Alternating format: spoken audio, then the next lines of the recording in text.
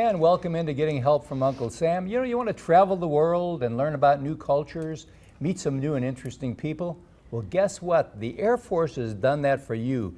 You can do it all right here in Montgomery, Alabama. Never even have to get a passport.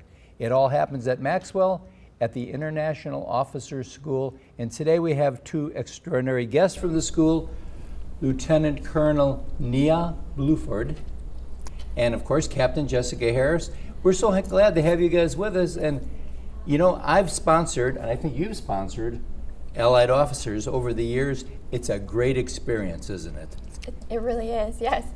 We have some wonderful community volunteers who put in a lot of time, and they come up just with great stories of their international officers, and often they go to the home countries and visit them. They do. A lot of our officers actually go on to become air chiefs or higher in their country, even presidents, and sometimes they come back and they stay with their sponsors years later. So these are lasting impacts that our sponsors make. That's right. And of course, what you're doing, Colonel, is part of with the International Officers School. We bring international officers in from all around the world, don't we, every year? That's correct. We bring about 120 different students in to come for Air War College and Air Command and Staff College. Those particular schools, we invite their families to come. And so when we invite their families to come, we want to make sure not just the student has a positive experience, but their family as well while they're here in Montgomery. And so we've got 120 different families, sometimes upwards to, that are looking for ways to get in touch and build relationships with our community partners here in Montgomery. And Captain, how do we get involved as our citizens here? Because we can be involved, can't we? Oh, definitely, and there are several ways. So one of them is sponsorship. So we're not talking about taking someone into your home to stay for the whole time or anything. We really ask. I got enough of those already. We ask that our sponsors really just show our students, our officers and their families about American culture and values and American people.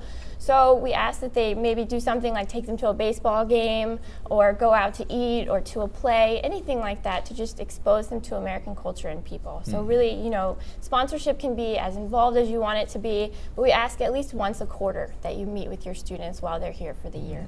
I think the point that you brought up that fascinated me when we've met so many of these fine people, and I was amazed at the generals, the presidents, the commanders of the Air Force of these countries that have all gone through over here. And what you realize is this is building for the future. Yes. So when these people come over here and they admire and respect and care about our American, our culture and our people, then they go back, go up through the ranks, and the next thing you know, somebody that maybe Jack has kept at his home is the head of that country's military.